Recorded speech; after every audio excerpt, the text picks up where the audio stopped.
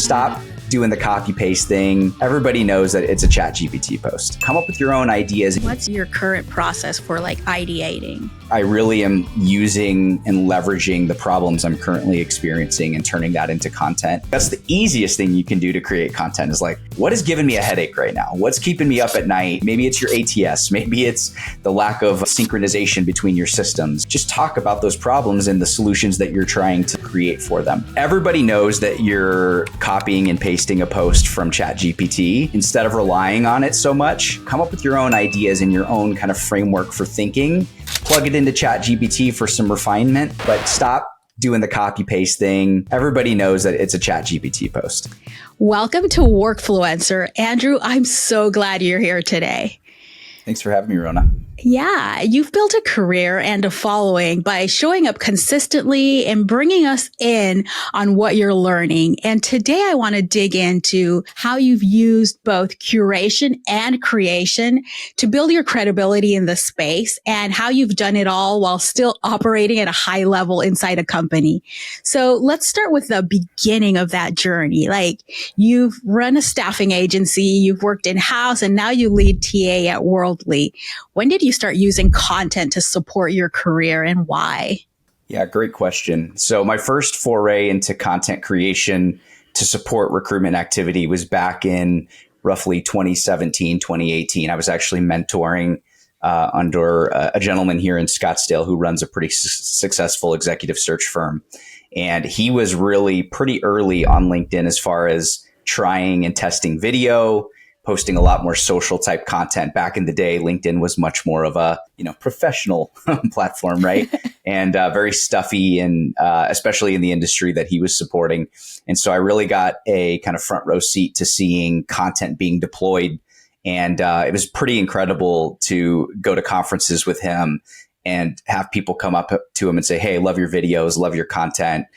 Really resonate with your message." And, obviously that was more agency side. So a lot of it was focused on business development and value building.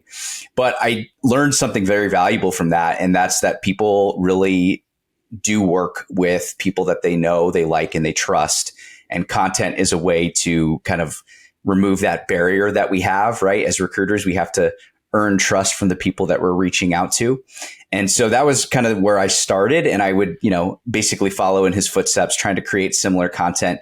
He and I had very different personalities. So I kind of struggled with finding my own voice and finding a lane for myself. And so after, maybe 6 months of trying to do that approach, I basically stopped creating content and was just discouraged by it.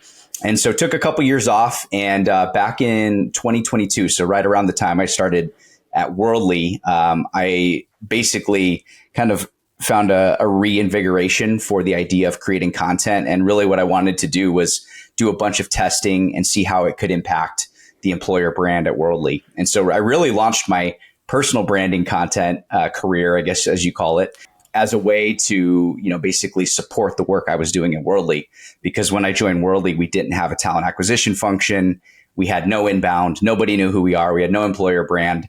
And so I said, we really have to get creative here. And so that was kind of the genesis of it all. And, 3 years later, obviously I've grown to, I think, over 45,000 followers now and create content on a pretty regular basis. But it's definitely been a winding road. Yeah. And I remember seeing you when you first started sharing, probably back in 2022, and you've grown pretty quickly. So it's interesting to hear that you had started and then you stopped. What was different that second time around? How did you find your voice?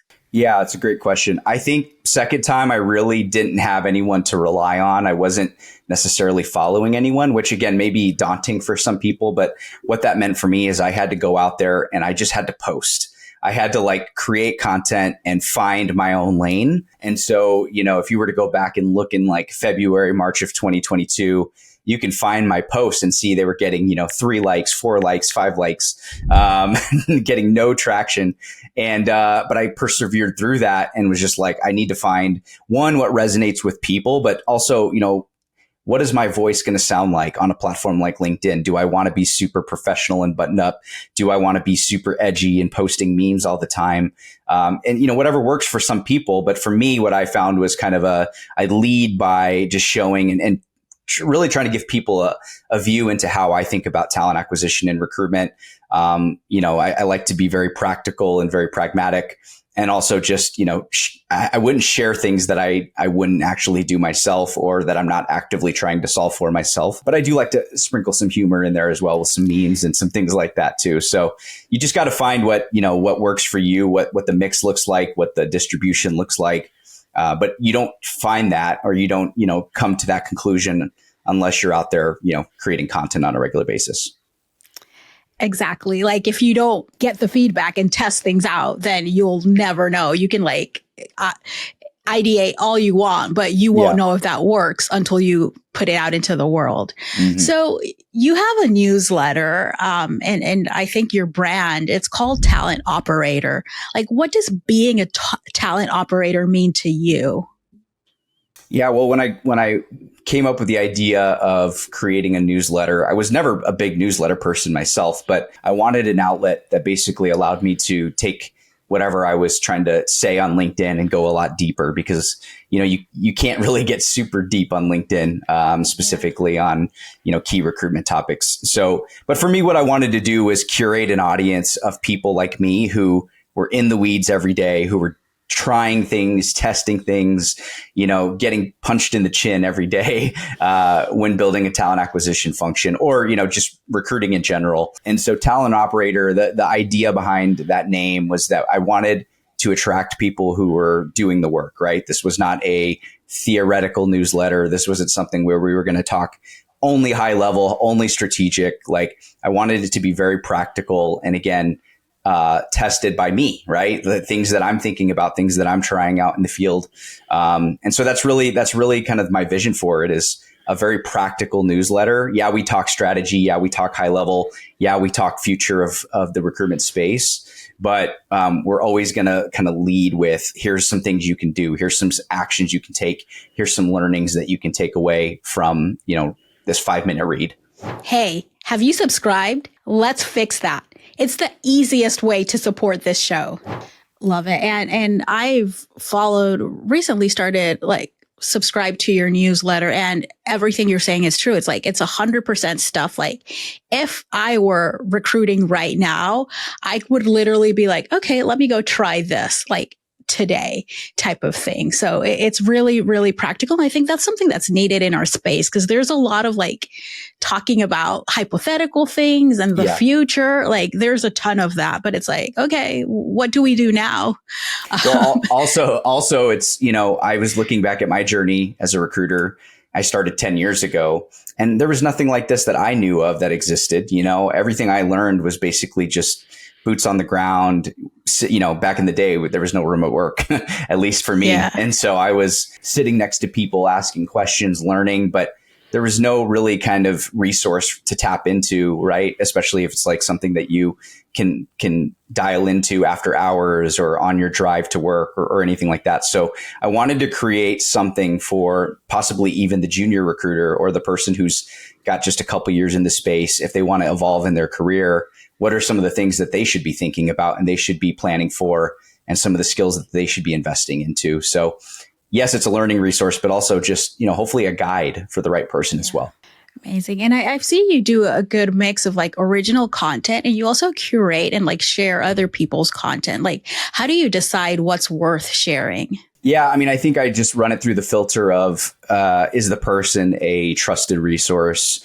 I'm pretty big, and maybe I'm a little too picky in this way, but I'm very picky about, who I align my voice with. And that's mainly just because I've put so much effort into being honest and transparent with my audience. I don't really adhere to any of the kind of clickbait stuff on LinkedIn that you see.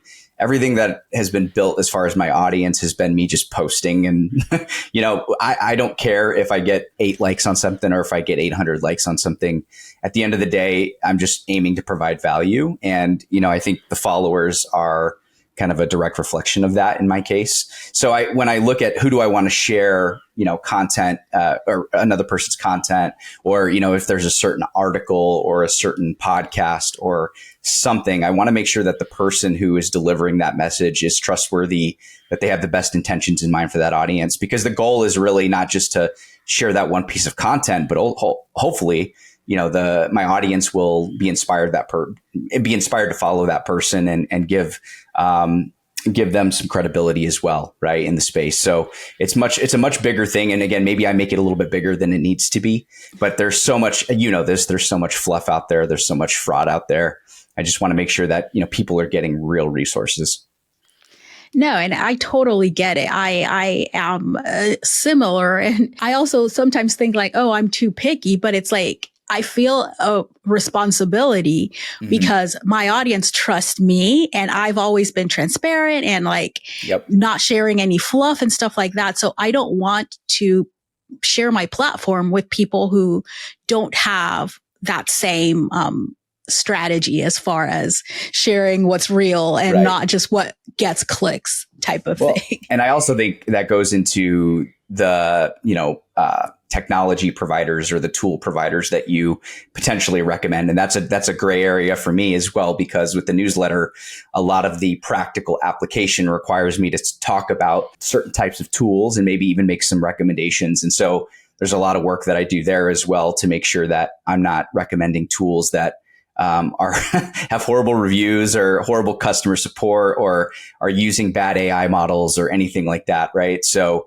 all of it comes down to just long-term, building your reputation long-term. And I think that's something to take away from this conversation as well. When you think about building a brand, it's not about likes, followers, engagement, maybe in the short term, but long-term, you really want to build credibility in your space, and you want to be able to earn the trust of the people in your industry. It helps with potential, future job searches if you're ever on the market, or if you're starting an agency, right? And you want to find some customers and some clients, or even just some advocates for your brand. You're not going to have that if you have a shoddy brand, and so or a shoddy reputation. And so that's why you and I do what we do, right? Yeah. Oh, yeah. And I totally get you on the tools too. It's funny because this week I've been talking to quite a few tools, brands that want to partner with me. And it's funny. It's like, I don't think people understand that when I get on a sales call for a brand partnership, it's not just me trying to sell you. It's like, and also, unfortunately, I don't know, in this case, I have a background as a software engineer, and I've built lots of products from scratch. So I'm tackling it from that angle as well. It's like, is this a good product? Yeah. Is it ethical? Especially all the AI stuff. It's like, are you hitting on the HR, on the legal stuff? And it's like, oh my gosh, like I don't think people expect those questions. And then absolutely, I have to test it. I will never talk about a tool that I haven't used myself. 100%. Yeah, so it's interesting out here on these. See, we need more people. We need more people with software engineering backgrounds in the TA space, helping us vet these tools. Because a lot of it, in fact, I just got back from a conference, and a lot of what we were talking about is there's so many what we call like Chat GPT wrapper products, right? Which are just they're nothing more than just a rebranded Chat GPT model. So yeah, we definitely need some true vets in the space that can give us some credibility. Yeah. So with over, I think at this point, 40,000 plus followers, giving you like real-time feedback, what gaps do you see between like what the recruitment community talks about versus what they actually need to hear? Could probably spend the whole time talking about this, but I think at a high level, I think a lot of recruiters get sucked into the game of, talking or addressing the things that are constantly circulating, which have been addressed many, many times, right? You got the Amy Millers of the world and those types of recruiters that are creating actual resources to address some of these conversation around ATS bots or, the open to work banner. Like these are pretty ridiculous talking points, but I feel like recruiters get caught in this constant like whirlwind of like jumping back and addressing them. And it does get a lot of clicks. It gets a lot of engagement, right? And maybe some of it is just, as you and I talk about, maybe they're just searching for that hit of endorphins or adrenaline or something. But at the end of the day, I think there's not enough recruiters out there that are, talking about what they're doing specifically and the value that they're providing and the problems that they're trying to solve. And it doesn't have to be anything complicated. Hiring is complex because of all the different elements that we have to manage and balance. But at the end of the day, the processes that we follow can be pretty standardized and streamlined. Now, optimizing those and implementing technology to support those, that's where it can get a bit tricky. But, I just don't think I see enough recruiters out there that are really talking about them, the problems they're solving, even the things that they've achieved, right? Like their wins and things of that nature. And so I think we need to see more of that. And I think that's the kind of stuff that has helped me really get to the follower count. And I'm not going to lie to you. I've had a couple like memes and things like that go viral, and that's helped with the follower count. So, not all of my followers are like recruiters or, my direct audience, but by and large, most of what I talk about is practical application in this space. And, again, problems that I'm trying to solve. I have a very productized approach and mindset around recruitment and talent acquisition. And so I think if more recruiters invested in their content in that way and, framed it from that perspective, they might be able to really make some more traction.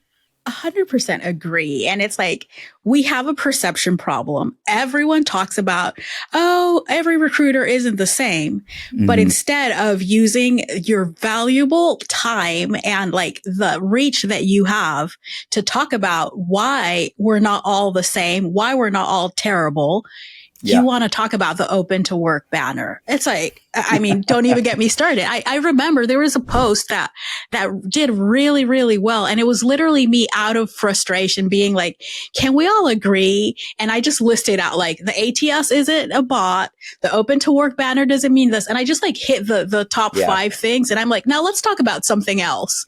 Please. Yeah. Please. And it's like, so many people were like, yes. I'm like, well, why don't you do it? Let's really talk about something else. Like, this is good. Like, but if it feels great to get the likes and all of that. But it's like, I think as I've grown in my content, creation career, I've got to a point where when something starts going viral, I'm like, oh no.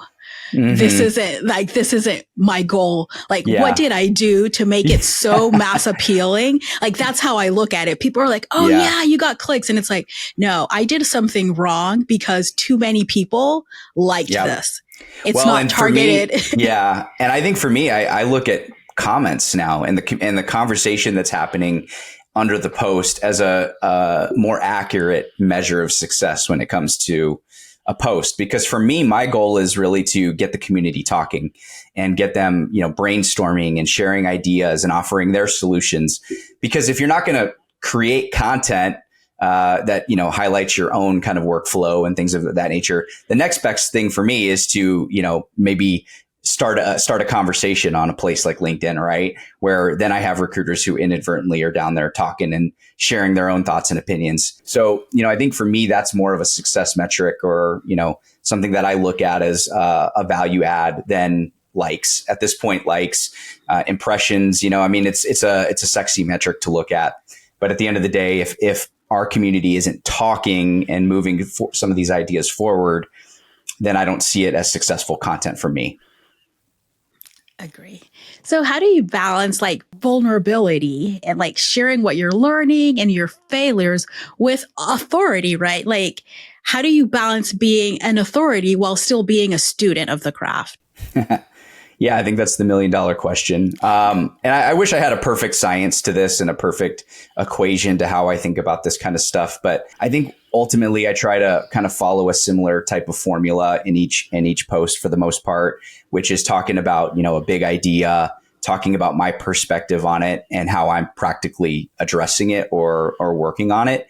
I try to stay away from, humble bragging and flexing my metrics and things of that nature, unless it's supporting kind of a general idea of the post. But at the end of the day, I'm more so just trying to hear what my community is how they're thinking about it, and maybe learn from others. Maybe there's things that I'm not doing that I could be doing better. And I've had some really interesting kind of dialogues, so to speak, when it comes to certain topics. So I remember I shared one post on, just asking my community, which ATS do you think resonates the best with our community, right? And I was, selfishly, I was kind of ATS shopping at that time. So I wanted to get a little bit of some buyer feedback, but it actually led to a really robust conversation. And we had hundreds of comments on that post. And it was really interesting to hear. It wasn't just recommendations, but it was really interesting to hear people sharing, what they liked, what they didn't like, and then more so at a high level where they think, a lot of our ATS providers are missing the mark, what features that need to be in place that aren't in place today.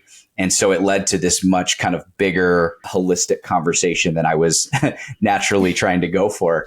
But, that's kind of what I'm trying to do is I'm trying to make my content not about me so much and more so about how can this apply to the everyday recruiter, that recruiter who is thinking, oh man, look at AI's coming, right? And companies are thinking about recruiting a lot differently. What can I do to make myself more valuable? And provide more value to my organization. So I think it's just the way I think about it. I try to stay away from me, and more so like what's the good for the community. Quick break. If you've been thinking about starting a podcast but don't know where to begin, I've got something for you. I'm letting women in TA, HR, or employer brand take over the Workfluencer podcast for one episode. I am so excited to be able to do a podcast takeover. And I'm joining Rhona Pierce today as a guest host. Rhona is the creator of the Workfluencer podcast. You get a behind-the-scenes look at how I plan and produce everything. I handle all the editing, and you walk away with a fully edited episode, social clips, and the audio to launch your own pod if you want to. If that sounds like your kind of test drive, head over to workfluencerpodcast.com to apply. Have you ever written something that backfired or changed how people view you? Yeah, I have a couple posts that, and it's usually other recruiters. And I think it's worth mentioning that I can put up posts on LinkedIn that are well written. They have the best intentions, and I'll still get an angry recruiter that will randomly hop onto my post and start venting. And I think if you're in that situation and you're creating content, it's important to keep things in perspective and to remember that some people are just projecting, and it has been a really hard time for some people in our space. And so having a little bit of grace, I'm the kind of person I'm pretty quick witted, and I can burn someone if I want to. But there's times where I'm tempted to just like randomly comment and rage on somebody, but I have to take a step back and just remember it's not about you. Right. It's been a tough time in this space. And so, but I have had a couple posts that, really have gone backwards for me where I didn't intend it to be a certain way. I'd have to go back through the archives and dig them up there. I post so much that they don't happen that often, but there's been a couple that I've had to retract my statements on. How do you deal with that? Do you publicly retract your statements, or how do you address that? I typically, I'm not a huge fan of deleting stuff unless it's, unless you clearly made a massive mistake and you're like, okay, I need to. And, I have had posts that I realized very quickly, probably within 5 to 10 minutes of posting and seeing some of the comments that were coming through that, oh, this is not being received in the way I intended it to be received. So in those cases, I did delete the post, and I actually would personally reach out to the recruiters that commented and just letting them know, hey, thanks for your feedback. I just want to apologize. Here's what my intention was. Clearly that didn't come across. So I just want to make sure that we're clear on that. Again, it's more for me, just reputation building, right? Making sure that you're not falling into the game of clickbait or becoming that recruiter. But then there's other posts where, my intentions were received the way I thought they were, but they just, people didn't agree with it, right? They just didn't agree with that perspective. And I've come to be okay with that as well, that not every person is going to resonate with my message. Not everybody is going to think about recruitment and talent acquisition in the same way I do. And so in those instances, I need to be okay with a little bit of friction. I need to be okay with somebody sharing a perspective that, maybe is a little bit a little bit rough, right? Or a little bit aggressive. Even if I don't agree with that approach, just letting people still have a voice. My goal is not to make this a one-way conversation. My goal is to make this an evergreen conversation between folks in the space. And whether that means they fully agree with me or, they have some pushback, I have to deal with it either way. Yes. I think that's the best way to stay sane in this. And like, I always remind myself, I don't know half of these people and they don't know me. Right. So, and like you said, they're not mad at you directly. They're mad at whatever else is happening in their life. And that's just how they're expressing it at that given time. So you've talked about consistency being the secret, but you also have a demanding full-time role. What's actually helped you stay consistent with content creation? Yeah, and I will say that this is ebbed and flowed a bit, in the 3 years that I've been a quote unquote content creator on LinkedIn. I definitely in the first 2 years was posting a lot. I was posting at least once a day. On most weeks, it was 6 to 7 times a week. There was a period where I was doing 2 posts a day because that was what I thought LinkedIn liked, right? Where I was posting once in the morning, one in the afternoon. And some of the creators that I liked their content, I was kind of following their strategy. Today, I'm posting a lot less. I'm posting maybe 2 to 3 times a week. A lot of that is just because we just recently had our second child, and there's a lot of other priorities that I have to handle. And so my time for sitting down and ideating is a little bit more limited. So, but I haven't found any kind of decreases in reach or any decreases in activity when it comes to my posts now. But I think when you're starting off, and especially if this is brand new to you and you really aren't used to writing, you're not used to creating, you're not used to extracting ideas from your brain and turning it into actual content. It's so easy now with ChatGPT to just sit down and have them have that platform basically, spew out ideas for you. But I actually think there's a lot of value in you just sitting down and taking ideas that you're thinking about and writing them out. And you can use ChatGPT to kind of formalize that, make it sound a little bit better. But what I would do for the first couple of years is I would have this kind of open notes document on my phone, right? And it was literally just an idea resource. So anytime I had a certain phrase come to mind or a certain topic, or if I had a certain perspective on something, I would just write it down in that notepad. And then later I would go back and formalize a post surrounding that idea. And that worked really well for me in the first couple of years. And, you think about it, that's a lot of content to create. We're talking, anywhere from, 20, 25 to 35 pieces of content per month.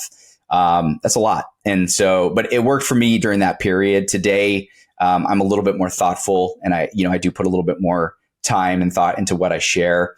And some of it too is I also have a repository of content from 2 to 3 years ago that I can always go back into and share those same ideas if I wanted to. That's something that I don't hear a lot of people do. It is a little bit more work, but that's something you can do too. The industry and the market has changed so much in the last 3 years that I don't know that all of it's still relevant, but there are some things that I can tap into later. So yeah, I think you just have to, I always advocate for people doing more in the beginning, especially as you're finding your rhythm and finding your voice. And then once you get into a bit of a flow state with your content, then you can play around with the amount or the volume of content that you're sharing every day or every week. What's your current process for ideating? Yeah, I wish I could give you some really sophisticated answer. But to me, a lot of it today is just conversations I'm having with peers, conversations I'm having with hiring managers. Maybe it's something that I experience on an interview. One of the big things that I've been talking with everybody about, because I'm running a global recruitment practice, is fake candidates, right? And this fraud that's happening on the inbound stages. And so that's something that is a real-time problem for me. It's something that I'm actively trying to address. And so it's kind of top of mind. So I really am using and leveraging the problems I'm currently experiencing and turning that into content. And I think that's especially early on, I think that's the easiest thing you can do to create content is like, what is giving me a headache right now? What's keeping me up at night? Like what is driving me craziest? Maybe it's your ATS. Maybe it's the lack of, synchronization between your systems. Maybe it's dealing with other recruiters on your team that aren't carrying their weight. Like, just talk about those problems and the solutions that you're trying to, create for them. So that's still kind of the process I follow today. I do use more tools to like schedule things out, but I don't really have a sophisticated process. I wish I could give a sexier answer there. It's funny, as I talk to more and more creators in our space and outside of our space, no one really has this fancy process. I think the only people who have the fancy process are the people selling a course about the process. And I still kind of question, it's like, do you really do it this way? Or is this just what you're selling type of thing? How has sharing your point of view helped you grow professionally? Well, I think it's done a few things. I think from like a direct career impact experience, it has directly impacted our talent brand or our employer brand at Worldly. There's a lot of inbound interest that we get. And because people follow me or they come across one of my posts and then it leads them to check out Worldly and they're like, oh, what a really cool company. Let's dig into that. And so that has really helped us in that way. I think it's pushed me professionally to be on the top of my game. And I think this is something that maybe is an underrated aspect of content creation is, you can create content technically. You can, like we said earlier, you can post the kind of bland, soulless content that everyone's posting. But if you really want to push yourself and you really want to be, considered a thought leader in the space or, garner a lot of respect in the space, you're going to have to really dial in and you're going to really have to be thinking and talking about things and trying things that not a lot of other people are trying or testing. And so I think because I'm so competitive and I want to be respected in the space that I'm in, it leads me to go above and beyond and to learn more and to constantly be educating myself. And right now my biggest thing is learning and adapting more technical skills. And this is all based on theory around potentially TA teams being able to build their own internal tools, right? Using no code and low code solutions. So, but again, if I'm going to present that theory, I need to be in the weeds, trying it, testing it, seeing if it's actually something that could be done. So I think that's one unintended benefit that I've seen. And then the last thing I'll say is just, the opportunities for partnerships, for recognition, across the industry. It's not like I'm rolling in the bucks here, but I have had brand partnership opportunities and opportunities to meet and collaborate with some really great minds and some really great humans in the space. And so I'm very thankful for that as well.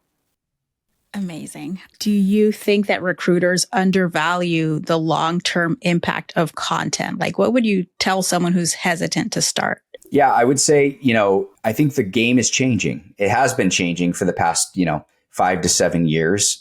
But I think it's really changing and it's accelerated. The change is accelerating, right? With AI and technology. And again, I also think the long tail of this is companies are going to start rethinking how they build and deploy recruitment teams within the business. I think the days of building up these massive TA teams and operations just to tear them down 2 years later, I think we're going to see a lot less of that, And so what that means for the everyday recruiter is that your value has to become exponentially more across the business because you're going to be asked to do a lot more, likely with a lot less, right? You're going to be asked to adapt a lot of different skill sets, to do a lot of different things, to potentially, like I said, become a builder and an architect, someone who curates and manages technology and the systems within your team. You're not just going to be sitting there reviewing resumes anymore or handling screening calls. There is a strong possibility that AI can take over a lot of those kind of standard recruitment tasks that we're used to. And so content, I think, is a great way, again, to keep yourself sharp, to keep yourself visible in an industry that's bloated. And again, there's There's a lot of recruiters. I do think we're going to see a lot of recruiters leave the space over the next couple of years. Those that have really had a hard time, staying and finding employment, and those that have simply refused to upskill. I think at some point they're going to be forced out of the industry. And so if you're going to be somebody that stays ahead of the curve, stays cutting edge, somebody that is relevant in the space, content is a great way to document what you're doing and what you're learning and how you're providing that value. Now, again, every organization is going to be different. I have great recruiter friends who aren't able to share a ton on social media because there's limitations with their company, and I understand that. But there are things you can do. And maybe it's not for you, it's not necessarily sharing content every day, but you could be that person who's in the comments, right? Offering your feedback, sharing engagement, supporting other people's content.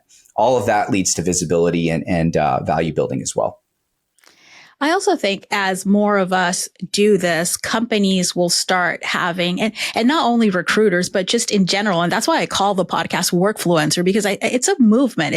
It's happening across all industries and all different roles. Companies are going to have to start rethinking their whole, no, you can't post online, those that have that hard stance.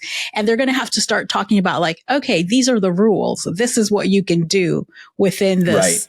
This thing. Yeah, it's a gray area because content, your LinkedIn profile is social media, right? Which is something that's a domain that you own and that you have that right. Once you get into the realm of LinkedIn Sales Navigator or LinkedIn Recruiter, and that's being paid for by the company, that's where it's a bit different. But there's definitely some gray area there. Also, I think what I'm seeing now more than ever in our space is that recruitment technology providers are seeking out and they really want to understand the pain points of practitioners. And so they're engaging very closely with people in this space. And so there are opportunities for advisorship roles, opportunities to, partner potentially with sponsored content, things of that nature, more promotional activity. So, if you're somebody who's maybe like, how can I maybe earn a little bit extra money?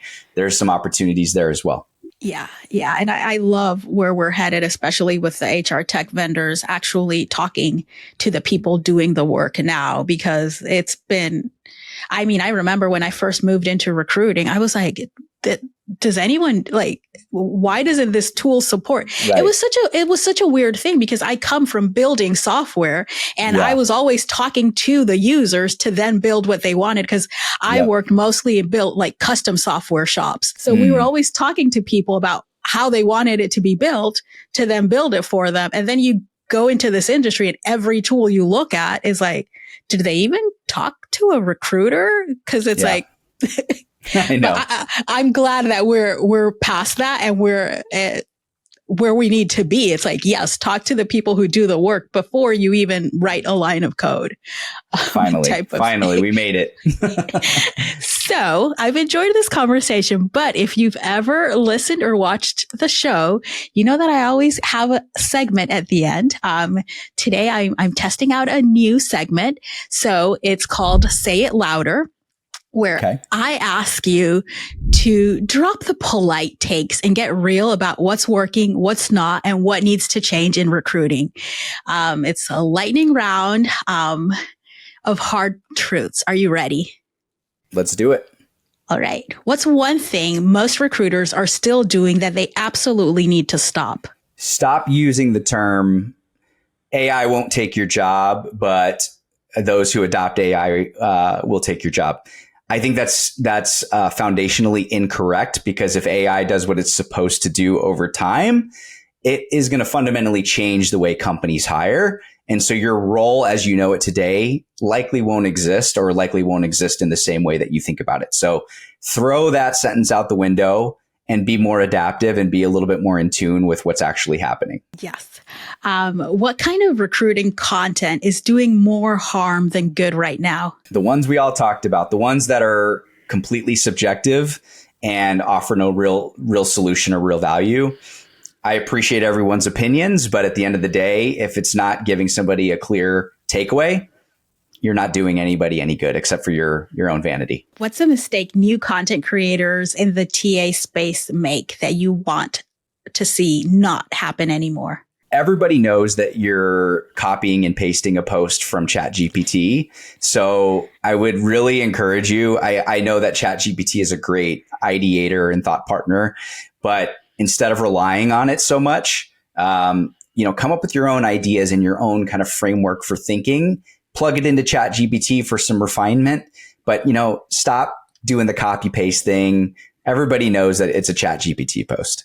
All right. And this one's a little different. What's something you believed early in your career that you've totally changed your mind about? That's a good one. I think for me, what's changed for me about recruiting, or at least my view on recruiting over the long term, the recruiter is more important than the system, which I think is true. But I think we're getting to a point where our systems and the technology that we use needs to be really, really dialed in.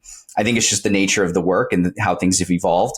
I still think cold calling and cold emailing and your messaging and everything like that, those key skills are really important.